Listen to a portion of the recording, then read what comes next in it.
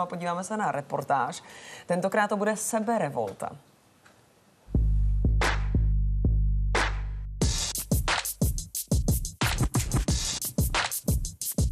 Spousta lidem se nelíbí ta dnešní situace, kdy mládež prostě tráví čas pitím alkoholu, berou drogy, vyrůstají na místech, které nejsou pozitivní, takže v podstatě ani nemají na výběr.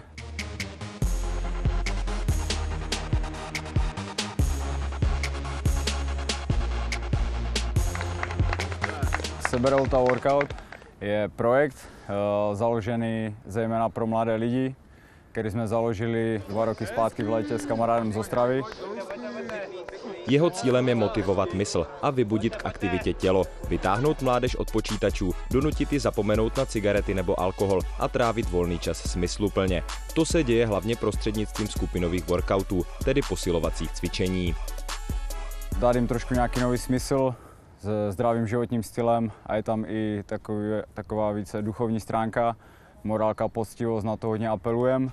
Čína je klíč ke stoupání výš, zatímco ty na party tančíš, potom do oběda spíš, já koncentruji víc sebe na cíl. Marek Kaleta vhání lidem inspiraci dožil taky pomocí hudby, jako rapper s uměleckým pseudonymem Revolta.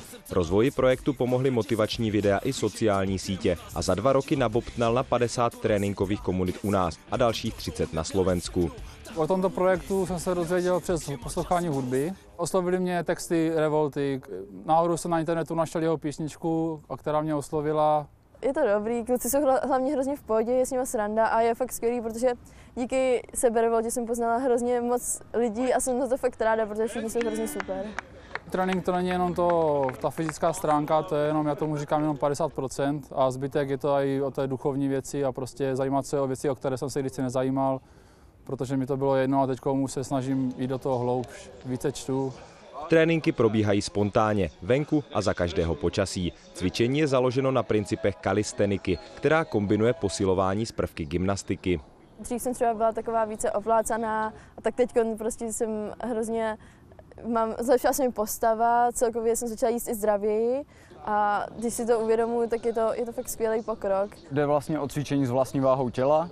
Ta výhoda toho je, že to může dělat v podstatě kdokoliv. Není k tomu potřeba žádné finanční prostředky.